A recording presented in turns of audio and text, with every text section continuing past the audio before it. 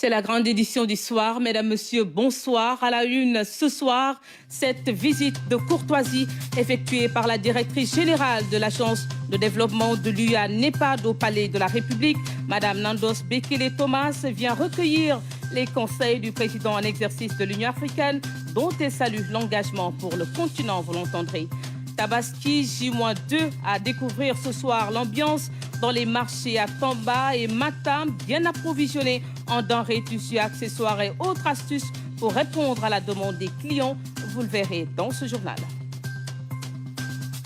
Pèlerinage au lieu saint de l'islam, la station Arafat, étape décisive et capitale du pèlerinage, a refusé du monde ce vendredi. Nous retrouverons nos envoyés spéciaux. À l'étranger toujours, l'assassinat de l'ancien Premier ministre japonais Shinzo Abe par un ancien militaire de 41 ans. Autre disparition, celle de l'ancien président angolais José Eduardo dos Santos, ce vendredi en Espagne à l'âge de 79 ans. Bienvenue à tous. Voyons d'abord l'agenda du chef de l'État qui a décoré hier ses homologues du Congo-Brazzaville et du Nigeria. Les présidents Sassou Nguesso et Boari ont été élevés à la dignité de Grand Croix dans l'Ordre national du Lion. Le vice-président de la Côte d'Ivoire a quant à lui été fait officier dans l'Ordre national du Lion. Synthèse avec Aboubakar Kane. À Dakar, pour les besoins du sommet IDA 20, le président congolais est venu rendre visite à son homologue, ami et frère. Occasion pour le président en exercice de l'Union africaine de le décorer à la plus haute distinction de l'Ordre national du Lion. Président Denis Sassou Nguesso, nous vous élevons à la dignité de Grand Croix dans l'Ordre national du Lion. Chers frères, chers amis, merci pour cet honneur qui est fait à mon pays et à ma personne. Un grand honneur, je suis très ému. Une vieille histoire entre Dakar et Brazzaville, qui ont été respectivement capitales de l'AOF et de l'AEF. Les relations remontent à plusieurs années, une coopération qui se renforce davantage.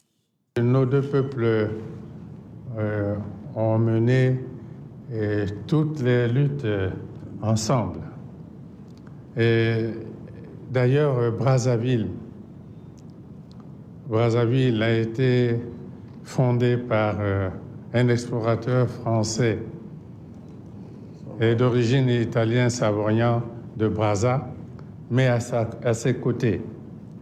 Et il y avait un certain sergent Malamine, sénégalais. Le port de pêcheurs de Brazzaville, Yoro. Yoro, c'est un autre nom. Bien du Sénégal, Yoro. Célèbre port de Yoro. Et porte le nom d'un Sénégalais. Dans le cadre de la lutte que mènent les peuples africains pour leur libération totale et le développement, le Congo sera toujours aux côtés du Sénégal. Autre chef d'État élevé à la dignité de Grand Croix dans l'Ordre national du Lion, le président Muhammadu Buhari du Nigeria. Une décoration en reconnaissance également des relations exceptionnelles entre le Sénégal et le Nigeria. I receive this, the highest national honor of the Republic of Senegal. Je suis très honoré par cette distinction, un honneur aussi pour toute ma délégation. Permettez-moi de magnifier ici les excellentes relations d'amitié, de fraternité et de coopération qui unissent le Sénégal et le Nigeria depuis plus de 60 ans, à l'époque des indépendances. Je salue également les relations spirituelles et religieuses entre les deux pays. Vous savez qu'il y a au Nigeria beaucoup d'adeptes du vénéré Cheikh Ibrahima Niasse, la ville de Kaolack est devenue un havre pour plusieurs Nigérians. Donc, je dédie cette décoration au peuple nigérian. Dans la foulée, le vice-président de la Côte d'Ivoire a été fait officier dans l'Ordre national du Lion. Tchemoko Mélié Koné a aussi été décoré par le président Macky Sall. Nous restons toujours au Palais de la République où le président Macky Sall a reçu ce vendredi la toute nouvelle DG de l'Agence de développement de l'UA-NEPAD. Madame Nandos Bekele-Thomas est venue rendre une visite de courtoisie au chef de l'État et recueillir en même temps les conseils et orientations du président en exercice de l'Union africaine dont elle salue l'engagement pour le continent. La voici à sa sortie d'audience.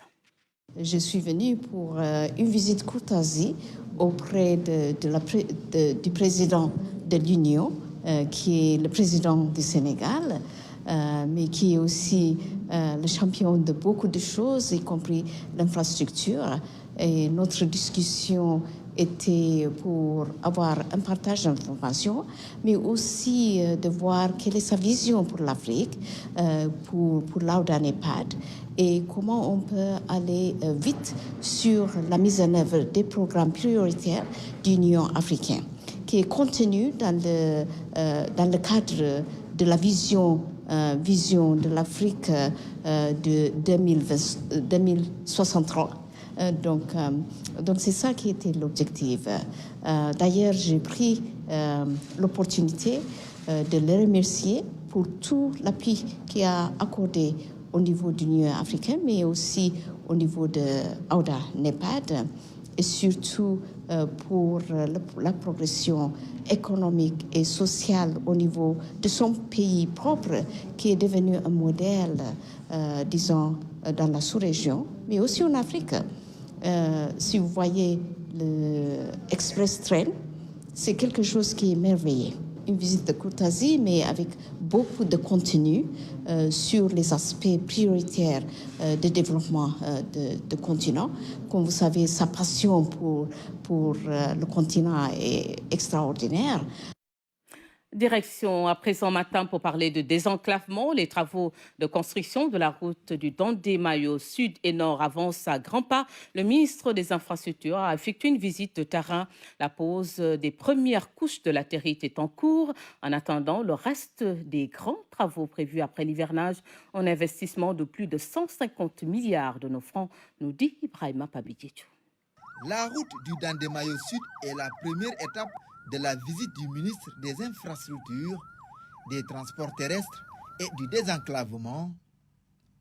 Aussitôt accueilli par les autorités administratives et locales, le ministre a eu droit à des explications plus détaillées. La route du Dandé-Mayo sud, elle commence à Matam et continue jusqu'à Dembankane et elle fait environ 126 km. Elle comprend en son sein 3 ponts. Il y a le pont qu'on vient juste de visiter, le pont de Navel, le pont de Waoundé et puis le pont de Lobadji au sud, parce qu'à la fin du projet. Aujourd'hui, on a déjà lancé tout ce qui est études topographiques, géotechniques et hydrauliques, et on espère bien pouvoir, à partir de la fin de l'hivernage, commencer à intervenir sur site. La délégation a par la suite emprunté ce linéaire de 126 km pour avoir un aperçu net. Une bonne séance de marche à hauteur de Tchempeng a permis de mesurer l'impact qu'aura cette route une fois bitumée. D'ailleurs, les populations ont réservé un accueil chaleureux à leurs hôtes. Des échanges directs avec le ministre ont rythmé cette étape. Le convoi s'est par la suite ébranlé vers le Dandé-Mayo nord, qui va passer à Orefondé, Gawol, Djidjilogne, Dondou, Sadel, Woudourou, Koundel et Matam. À Djidjilogne, point de chute de cette tournée, les maîtres d'ouvrage ont passé en revue tous les contours de ce projet. Pour mieux faire participer tous les acteurs, un CRD a été organisé. L'ensemble des parties prenantes au projet, chefs de village, entre autres, y ont pris part. Au sortir de cette rencontre, le ministre tire un bilan positif de cette tournée. Je rappelle que le Dandé-Mayo sud est réalisé avec le financement de l'État, accompagné par son partenaire UKF, United Kingdom Export Finance, qui a financé le projet dans le cadre du programme spécial de désenclavement. C'est vrai que l'entreprise s'était engagée dès le lendemain du lancement des travaux effectués par le chef de l'État à démarrer les travaux de terrassement, ce que aussi nous avons constaté sur le site. Aujourd'hui, l'entreprise va continuer à faire des traitements des points critiques pour que juste à la fin de l'hivernage, qu'elle mette vraiment plein gaz pour que les travaux puissent être réalisés dans un délai de 24 mois. Nous serons sur ces délais et sur le premier lot ou les deux premiers lots du projet Dandemayo Nord. Le lot aurait fondé Nguidjilongne et Nguidjilongne Matam. Je rappelle que le premier lot aurait fondé Nguidjilongne est sur le financement du Fonds saoudien de développement. Toutes les diligences ont été prises et nous attendons incessamment l'avis favorable du Fonds saoudien pour que les travaux puissent démarrer juste à la fin de l'hivernage. Ces routes du Dandemayo Nord et Sud, dont le coût global est estimé à plus de 150 milliards de francs CFA, sont à ce jour très attendues par les populations. Ces dernières espèrent enfin voir leurs rêves se réaliser, car depuis des décennies, elles ont souffert de ce problème d'enclavement. À chaque hivernage, elles sont coupées du reste du monde. Le directeur général de l'Agence internationale Blaise Diagne s'engage également pour le développement territorial. Il mise beaucoup sur le partenariat avec la commune de Diass pour créer des infrastructures aéronautiques. Des étudiants français ont même effectué une visite d'études pour découvrir l'expérience de l'AIBD en matière d'urbanisation et de développement territorial. Awanyaï. 60 étudiants de l'École supérieure des sciences économiques et commerciales ESSEC de Paris ont visité l'aéroport international Blaise Diagne, un voyage d'études important. Ces étudiants vont s'imprégner de l'expérience de la plateforme aéroportuaire. Nous le faisons, nous avons choisi de le faire non pas dans une logique unilatérale, mais bilatérale, c'est-à-dire de voir avec nos partenaires africains comment construire ensemble un modèle de développement, un modèle économique en tout cas, d'adapter nos méthodes et nos théories à la réalité du continent africain. En présentant les objectifs de l'AIBD, les autorités ont mis en avant leur vision globale. Chaque infrastructure a une fonction économique. Le développement territorial a été évoqué pour l'intérêt de l'aéroport, des usagers et des populations environnantes. Le foncier, on en parle beaucoup, mais les communes ont une part de foncier qu'ils doivent gérer. Ils doivent tout faire pour que ce foncier qui appartient au domaine national, qui est sous la responsabilité des communes, que ce foncier soit bien géré.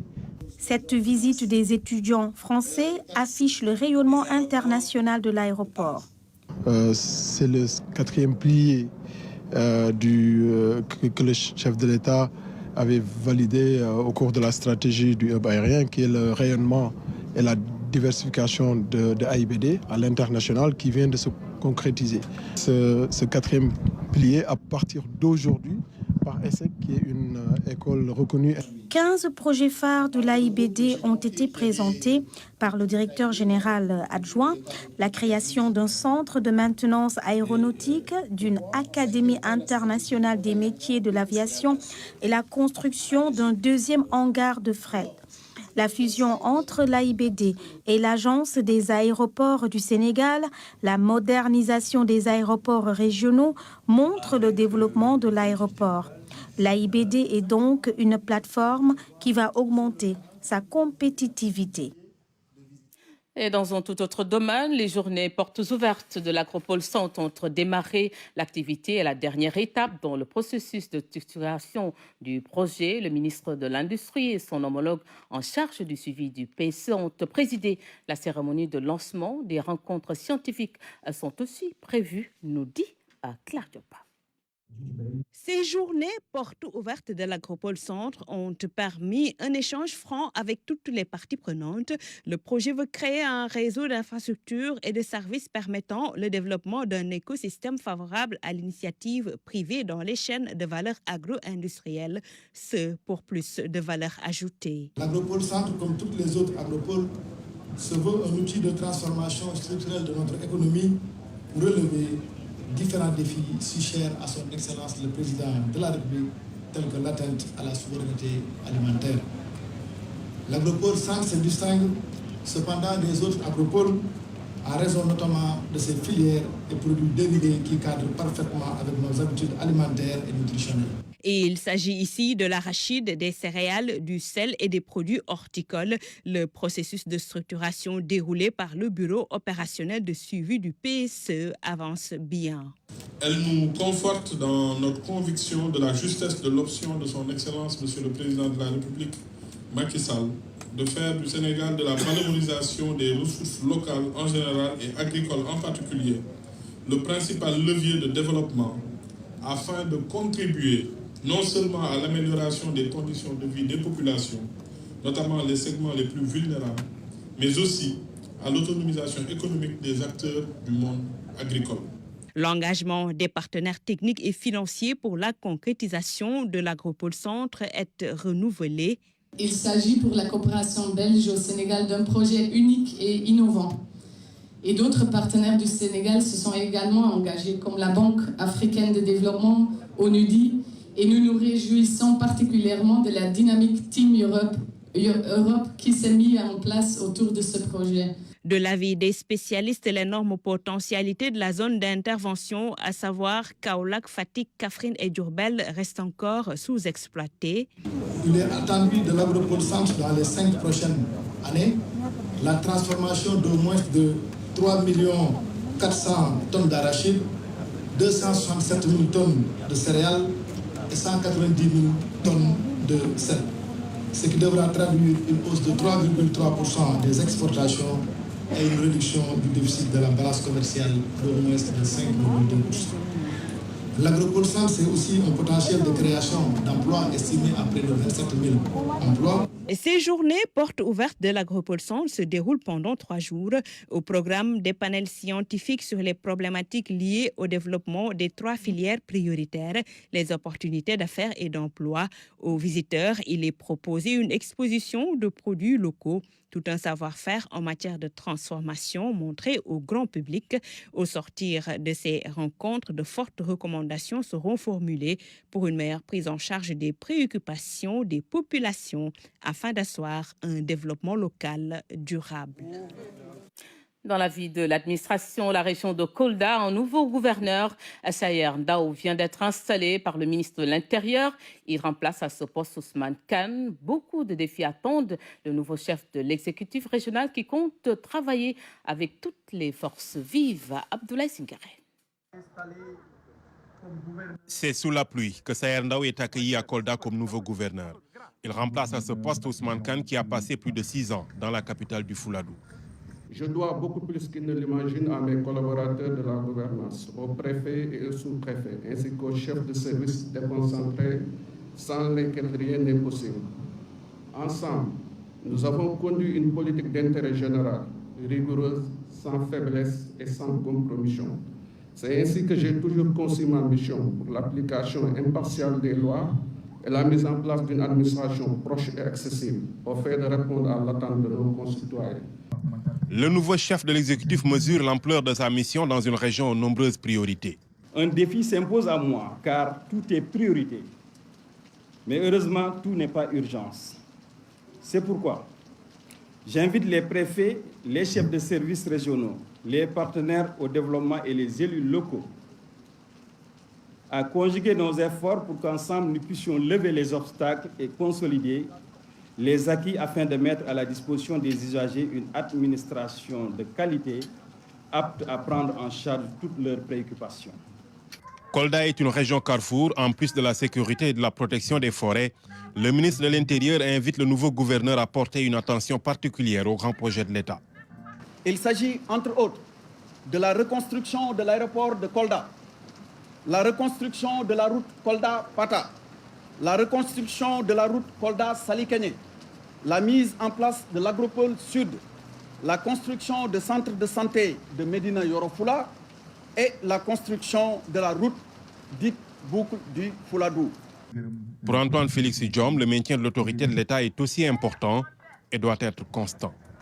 Les potentialités en termes d'emploi des jeunes dans cette région devront être valorisées en relation avec les structures compétentes pour permettre le développement de l'entrepreneuriat des jeunes et des femmes dans la région.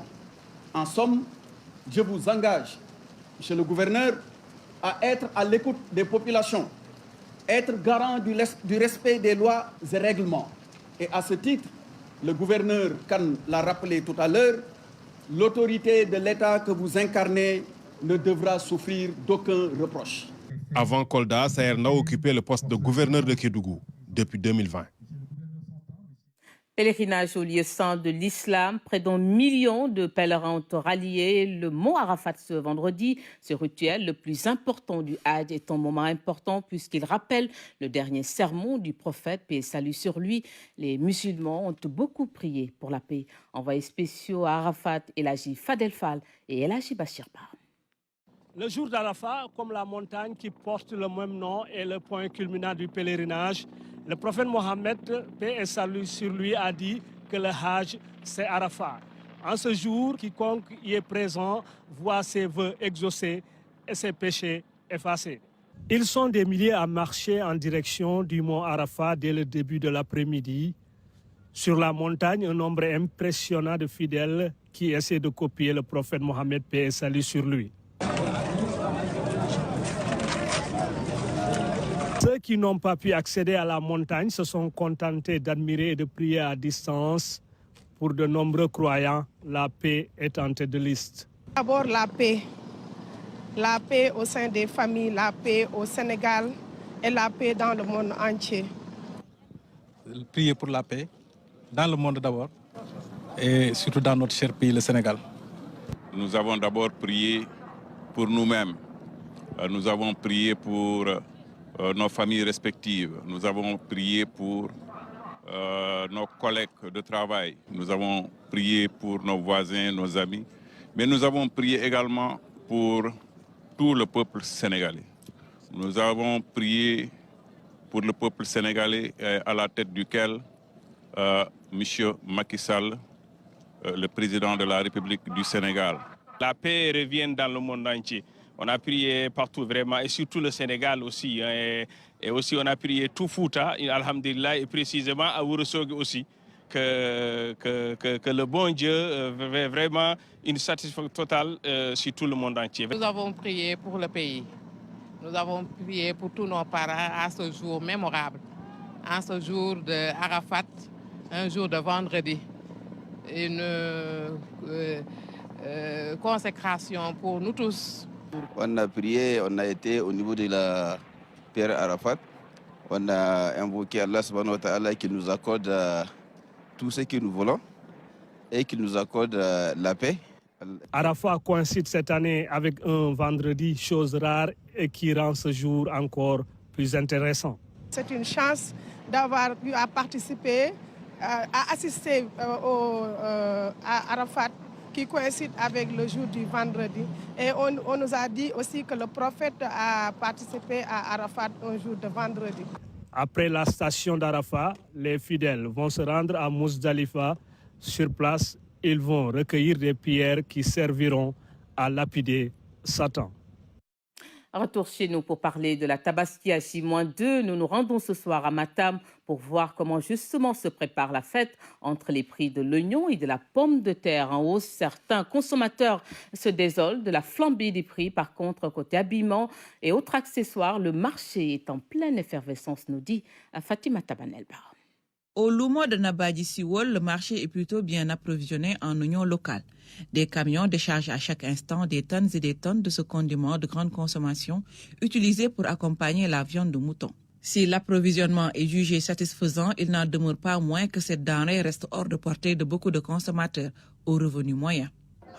Actuellement, nous avons deux façons de sacs d'oignons. Il y a ceux de 44 kg vendus à 16 000 et ceux de 30 kg. Nous les vendons à 11 000 jusqu'à 12 000. Nous sommes bien conscients que c'est cher, mais nous acquérons le produit dans le Wallo ou dans le Gandiol à 160 ou 150 francs le kilogramme. Mais là, nous l'achetons Borchamp à 350. Donc forcément, ça devient cher avec le transport. J'ai acheté le sac de pommes de terre à 15 000 francs. Vous vous en rendez compte? Nous sommes de pauvres gens. Un demi-sac de pommes de terre ne peut même pas suffire une grande famille. De Nabadji Siwol, nous nous rendons à Ourossogui, ville cosmopolite considérée comme la capitale économique du Fouta.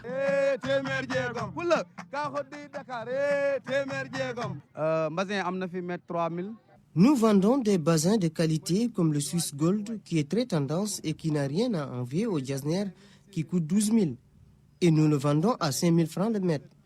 Nous avons aussi des tissus perlage pour les grands événements, mètre 5 000 et 3 000.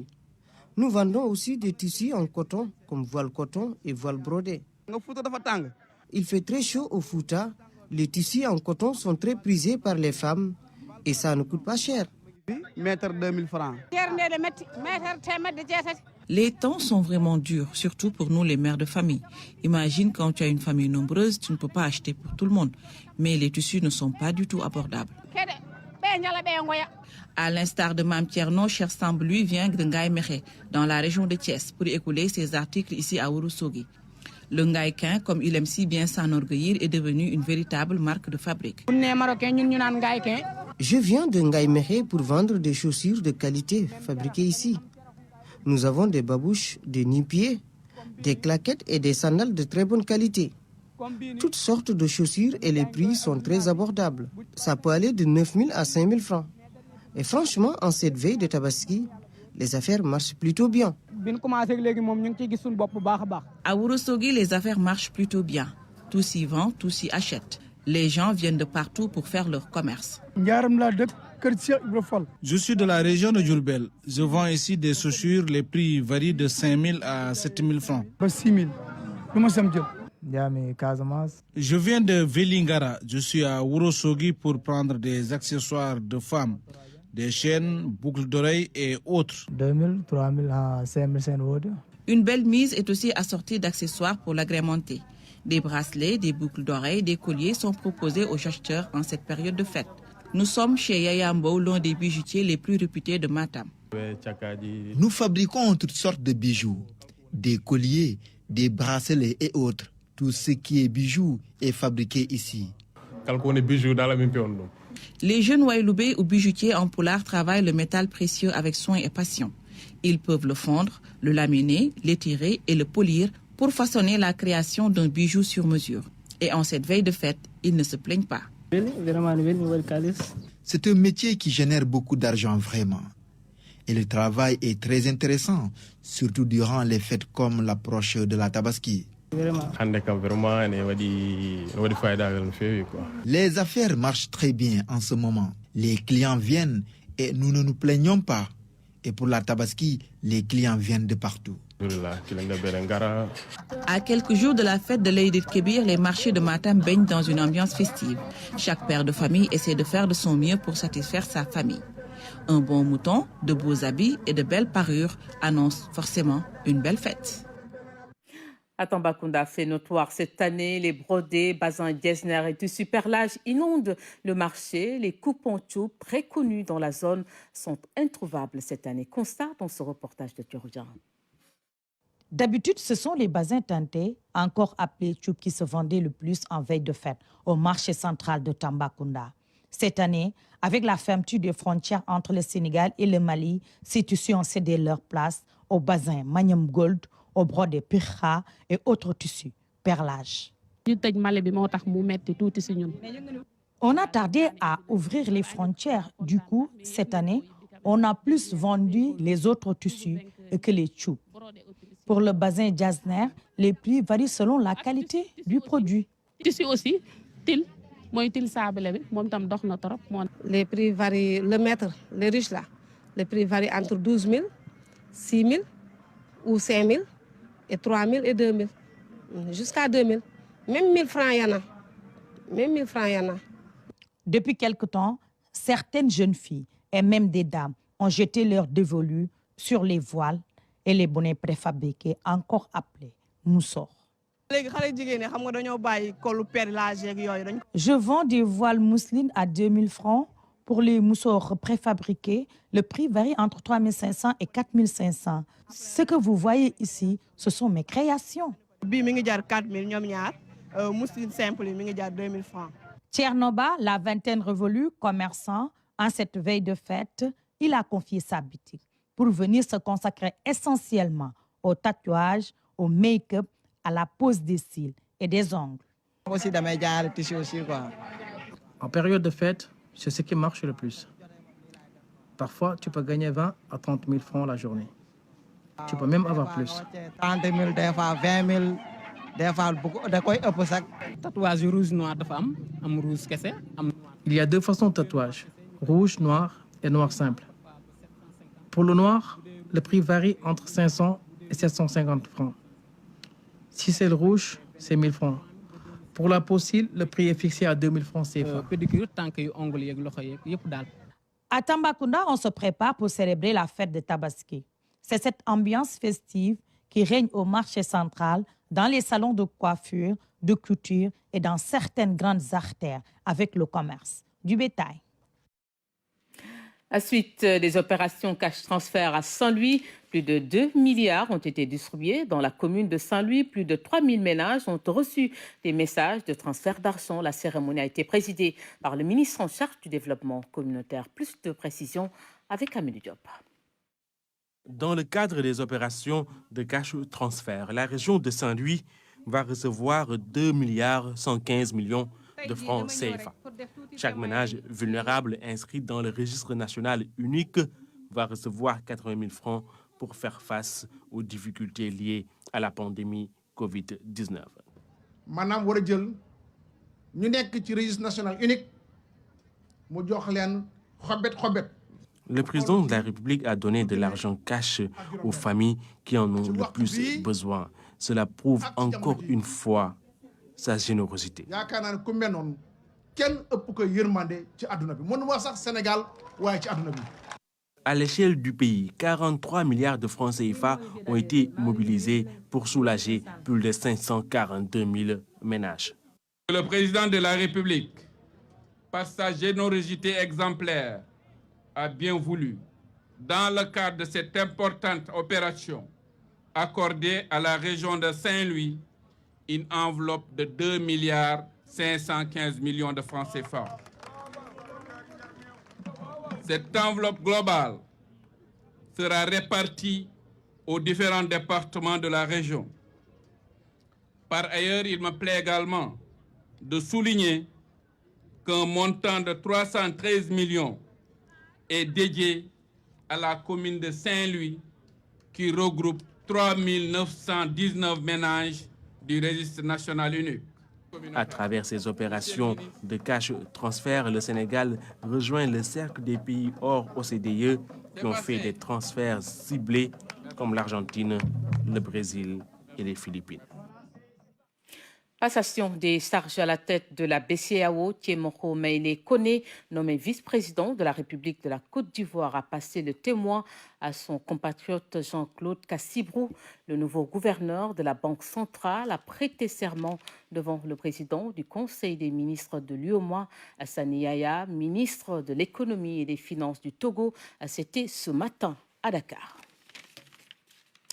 Le Japon sous le choc après l'assassinat de l'ancien Premier ministre Shinzo Abe. Il a été donc tué par un jeune âgé de 41 ans, ancien militaire. Autre disparition, celle de l'ancien président angolais José Eduardo dos Santos a rendu l'âme dans une clinique à Barcelone, en Espagne. Le récit est signé Moussa Mané. L'ancien Premier ministre Shinzo Abe, 67 ans, a finalement succombé à ses blessures. Il prononçait un discours lors d'un rassemblement de campagne en vue des élections sénatoriales de dimanche, lorsque des coups de feu ont été entendus selon l'agence de presse Kyodo. Une jeune femme présente sur les lieux a déclaré à NHK qu'un homme est arrivé par derrière. Le premier tir a fait le bruit d'un jouet, le deuxième tir était plus visible et on pouvait voir l'étincelle et de la fumée. Elle a ajouté qu'après le deuxième tir, des gens l'ont entouré et lui ont fait un massage cardiaque. Abe s'est effondré et saigné du cou. Amené d'urgence par hélicoptère à l'hôpital, il a fini par rendre l'âme. Selon la police, le tireur est un ancien marine japonais de 41 ans ayant par le passé appartenu à la force maritime d'autodéfense japonaise. la marine nippone. Il a été aussitôt désarmé et arrêté. Au pouvoir en 2006 et aussi de 2012 à 2020, Shinzo Abe aura profondément marqué la vie politique japonaise et fut pendant des années le mentor de l'actuel Premier ministre au sein du Parti libéral-démocrate.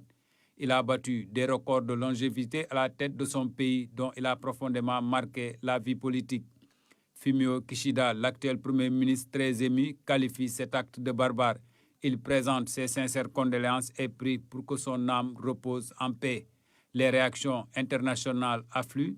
Tous les dirigeants du monde qu'il a connus et rencontrés sont tristes et choqués. Nécrologie encore, cette fois-ci en Angola. L'ancien président José Eduardo dos Santos est mort à l'âge de 79 ans dans la clinique de Barcelone où il était hospitalisé depuis un arrêt cardiaque le 23 juin, a annoncé le gouvernement angolais. Chef de l'État et du mouvement populaire de libération de l'Angola, pendant près de 4 décennies, José Eduardo Santos a dirigé l'Angola pendant 38 ans. L'ancien rebelle marxiste avait quitté le pouvoir en mai 2017 et son empreinte n'a pas survécu à son départ.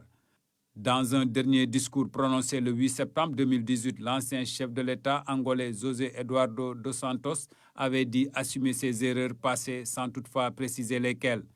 Parmi les réactions, il y a celle du gouvernement angolais. À travers un communiqué, il s'incline avec le plus grand respect et la plus grande considération sur cette figure historique qui a présidé pendant de nombreuses années avec clarté et humanisme au destin de la nation angolaise à des moments très difficiles. Un deuil national de 5 jours a été décidé à partir de samedi pour honorer sa mémoire. Chez nous, un sommet sur la transformation de l'éducation est prévu à New York en septembre prochain.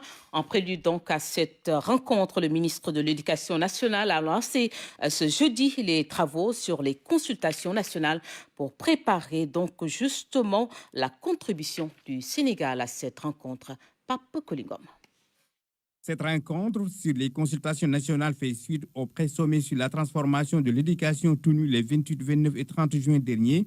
Elle prépare le sommet de New York en septembre prochain sur la transformation de l'éducation sous l'égide du système des Nations Unies. Nous avons tenu à organiser cet atelier, ce forum, pour que les acteurs, qu'ils viennent de Sédhiou, j'en ai vu tout à l'heure des jeunes de Sédhiou, de Kolda, et l'ensemble des familles d'acteurs, venir s'exprimer sur la nécessité de transformer en tout cas l'éducation dans le monde. Nous sommes très heureux d'accompagner cette initiative mondiale au niveau du secrétaire général des Nations Unies pour le sommet pour la transformation de l'éducation qui se tiendra à New York en septembre. Au Sénégal, une démarche inclusive et participative de toutes les familles d'acteurs et les 4 ministères concernés a été adoptée.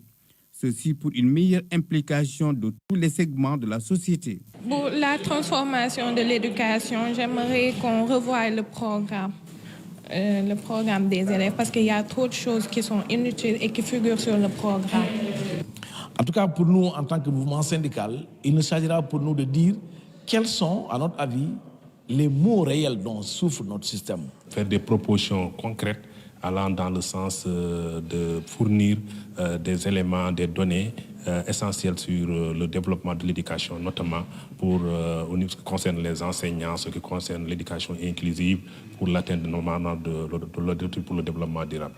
Les parties prenantes à cette consultation nationale travaillent de façon complémentaire autour de 5 axes thématiques.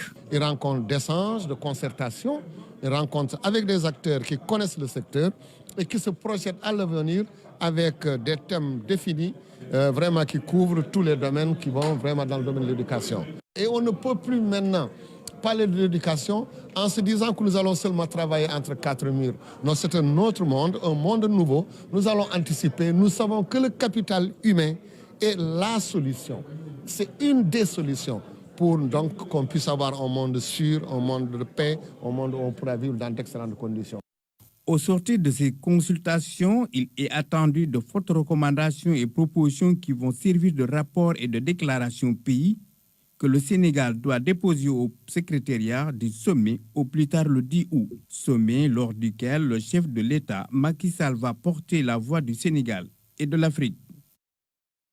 Éducation toujours, ce communiqué du Conseil restreint de l'Assemblée de l'Université, conformément au calendrier universitaire 2021-2022 et tenant compte de la recommandation de la conférence des recteurs et directeurs d'établissements publics d'enseignement supérieur du 5 juillet 2022. L'Université Cheikh Anta Diop de Dakar informe que la période des vacances est fixée du 23 juillet à 12h au 3 octobre 2022 à 8 heures précises. Durant la période indiquée, les chefs d'établissement, le secrétaire général et le directeur de l'IPEMS sont chargés de prendre les mesures utiles pour assurer le fonctionnement régulier de l'administration. Les 1000 premiers jours de vie, un concept qui a réuni les pédiatres, des péricultrices, des guides religieux et autres, une initiative de l'Institut de pédiatrie sociale qui souhaite mieux sensibiliser les familles sur la situation de la santé et le bien-être de l'enfant au cours des 1000 premiers jours de vie. Ramatadem.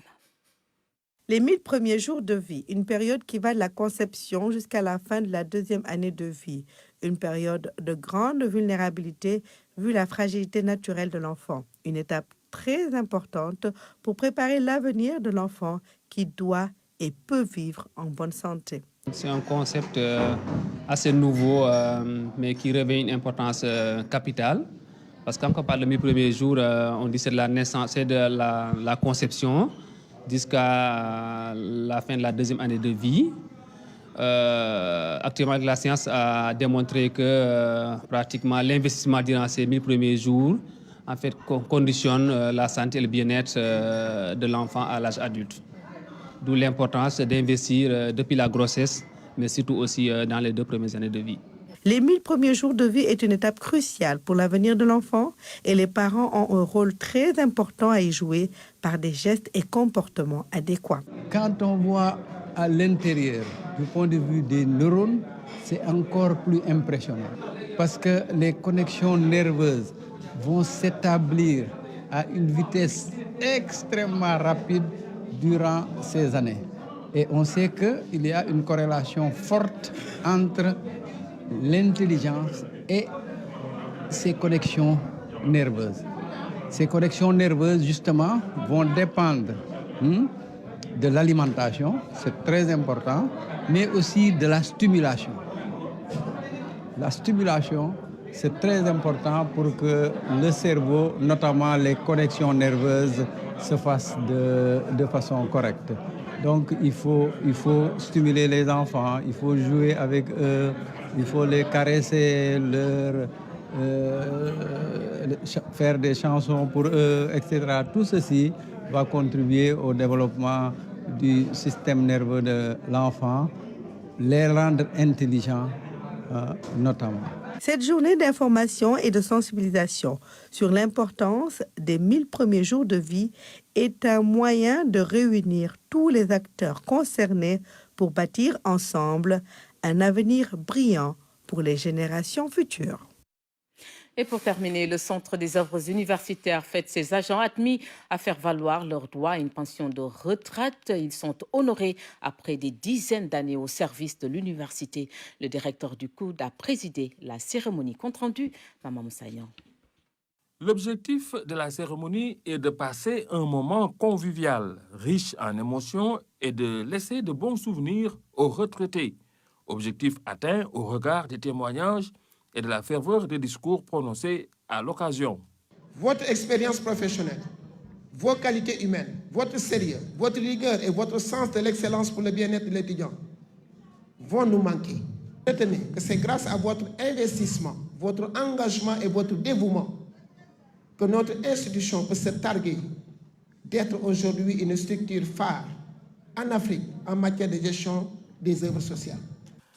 Le personnel a saisi l'occasion pour remercier la direction générale pour sa disponibilité, son esprit d'ouverture. Votre sens élevé du travail bien fait et en un temps record.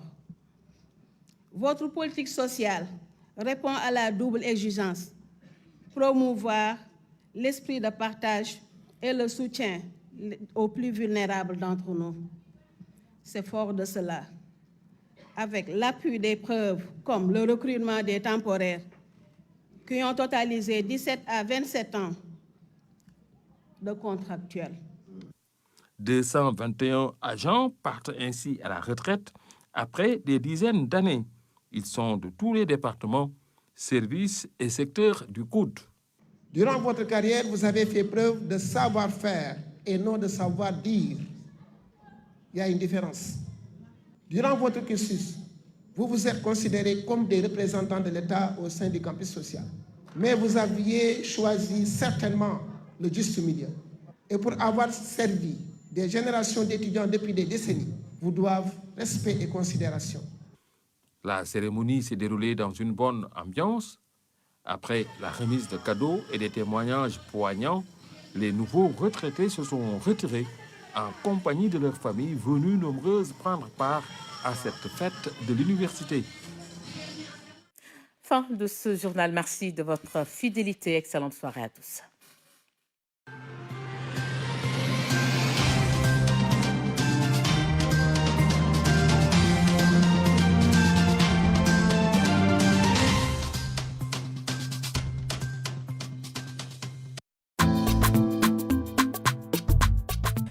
La Banque agricole LBA vous offre le bulletin météo du jour.